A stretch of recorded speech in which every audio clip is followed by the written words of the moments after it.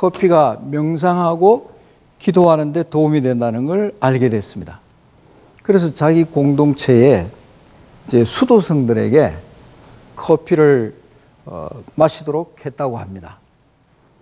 그들은 이제 큰 찰흙으로 만든 이렇게 항아리에다가 커피를 담아놓고 사발로 떠서 한 사람씩 이렇게 돌려가면서 마셨다고 합니다. 그러니까 커피를 끝사람까지 이렇게 다 마시고 나면은 그들이 드리는 기도의 하나가 이제 끝이 났다고 합니다. 그러니까 말하자면은 커피가 예배 제2 과정의 하나였던 것이죠. 수피파 공동체에서 이렇게 커피를 마시기 시작하자 조금씩 사원의 벽을 넘어서 커피가 퍼져나가기 시작했습니다. 그 코란에는 음주가 금지되어 있습니다. 그러니까 무슬림들은 뭔가 마실 거리가 필요했죠. 그런데다가 그 이슬람 신자들은 성지 순례를 해야 할 의무가 있습니다. 그래서 성지에 이렇게 순례하다 보니까 이 사람들이 이제 시골로 다시 내려가니까 커피 문화도 자연스럽게 오스만 제국 전체로 퍼져나가기 시작했습니다. 연대기 기자인 아사히 자질이라는 사람은 1587년에 이미 수백 년 동안 커피를 즐겼다, 이렇게 기록하고 있습니다. 물론 3대만 지나도 인간은 수백 년이 됐다고 느낀다고 합니다. 그러니까 이게 수백 년을 마셨다고 기록하고 있지만 곧이곧대로 믿기는 어렵습니다. 그렇긴 하지만은 이미 이제 16세기에는 커피가 사원 주변을 넘어서 이슬람 지역에 널리 음용되었다고 볼 수 있습니다. 자, 이렇게 되면서 이제 오스만 투르크에서 커피를 볶거나 또 분쇄하거나 내리는 기구들이 이제 발전을 하게 됐습니다. 여기 한번 보시면은 이것이 이제 분쇄기입니다. 그 터키 사람들이 사용하던 이제 분쇄기인데 터키식 분쇄기입니다. 갈아 보면은 가루처럼 아주 곱게 커피가 갈립니다. 그 다음에 이제 커피를 끓이는 기구로서 이것을 채즙배라고 합니다. 이 채즙배에 분쇄기로 간 아주 밀가루처럼 곱게 간 커피를 넣고 물을 붓고 그 다음에 불 위에 올려놓고 이렇게 끓이게 됩니다. 그 다음에 이제 다 끓인 커피를 그냥 이렇게 주는 것이 아니고 이 주전자를 이브릭이라고 하는데요. 이 이브릭 주전자에 담아서 접견실로 이제 옮겨가게 됩니다. 커피를 끓이는데 지금 우리가 커피 마시는 것과 달리 물 속에 커피 가루를 넣고 불 위에서 끓인다는 점이 있죠. 자, 그럼 터키식 커피를 끓이는 것을 한번 보여드리겠습니다. 여기 이 분쇄기로 커피를 갈아야 합니다. 근데 이 분쇄기가 밀가루처럼 곱게 커피를 분쇄를 합니다. 이렇게 해서 이제 커피가 갈리면은 이 간 커피를 커피 물 속에 그대로 이렇게 집어넣습니다. 커피가 서서히 끓어오르기 시작합니다. 끓어오르면은 물하고 다르게 확 이렇게 올라옵니다. 위로.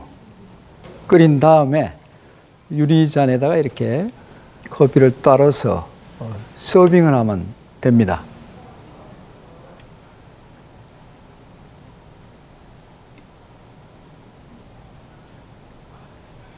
그래서 저기에다가 이제 처음에는 소금을 조금 넣었습니다. 한쪽에는 소금을 넣고 한쪽에는 설탕을 넣어서 맛보도록 그렇게 하겠습니다.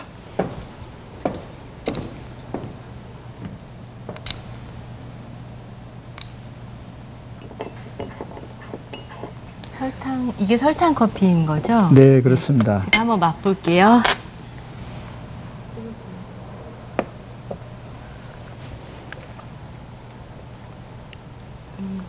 일반 에스프레소 커피에 설탕 넣어서 먹는 거랑 이건 맛이 비슷하고요. 네. 그렇죠?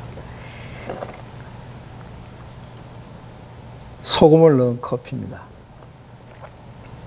이거는 엄청 짠데요? 네, 소금을 조금밖에 안 넣는데도 굉장히 짭니다. 그런데 왜 이렇게 소금을 넣어서 먹었던 건가요? 아마 그쪽 지방이 워낙 더우니까 소금을 넣어서 마시지 않았나 이렇게 생각합니다. 이제 좀 전에 보신 대로 터키시 커피를 끓여 보면은 갑자기 물이 끓어오릅니다. 그래서 이 커피를 잘 끓이면은 신부가 조신하다고 생각을 했습니다. 그래서 이제 신부 될 사람이 이렇게 정해지면은 그 커피 끓이기 시험을 했다고 합니다. 신부 될 사람 집에 가가지고 신부로 하여금 이제 커피를 끓여보게 하는 것이죠. 그러면 이제 커피 끓일 때 커피가 흘러 넘치면은 신부가 조신하지 않은 거예요. 아주 넘치지 않고 잘 끓이면 이제 참한 아가씨라고 인정을 받을 수 있는 것이죠. 그 다음에 그렇게 해서 이제 여기 이브릭이 보이는 대로 아주 좋은 이런 주전자에 담아내고 또 중국산 도자기에다가 커피를 서빙한다든지 이러면은 그 집안 살림이 어떤 정도인지 가늠할 수 있는 것이죠. 이래서 이제 터키에서는 그 커피 끓이기가 아주 보편적으로 이렇게 퍼져 있었기 때문에 그 터키 커피 끓이기 이것이 신부들의 그 결혼에 영향을 미쳤다. 이렇게 보실 수 있겠습니다. 제가 그 이스탄불에 갔을 때 아직도 이런 신부의 터키 커피 끓이기 시험 이것이 시골 지역에는 남아있다고 들었습니다. 오스만 투르크 제국에서 일반인들이 처음부터 커피를 자유롭게 마실 수는 없었습니다. 사실 새로운 관습 이런 것들은 아무나 이렇게 시험해 볼 수가 없는 것이죠. 결국은 이제 권력층, 지배집단 이런 사람들이 자신들의 특권을 이용해서 새로운 관습을 이제 시험해 볼 수 있었죠.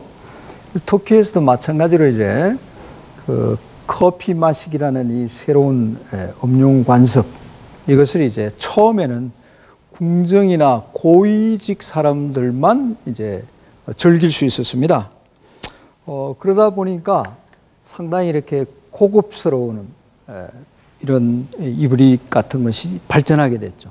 장식이 대단히 아름답고 그 다음에 또 커피 잔도 중국에서 들여온 아주 고급 잔을 이제 쓰게 됐고 또 커피 마시는 방식도 궁정 사람들이라는 게 이게 예전이 중요하잖아요. 그래서 아주 그 마시는 절차가 굉장히 까다로웠다고 그럽니다.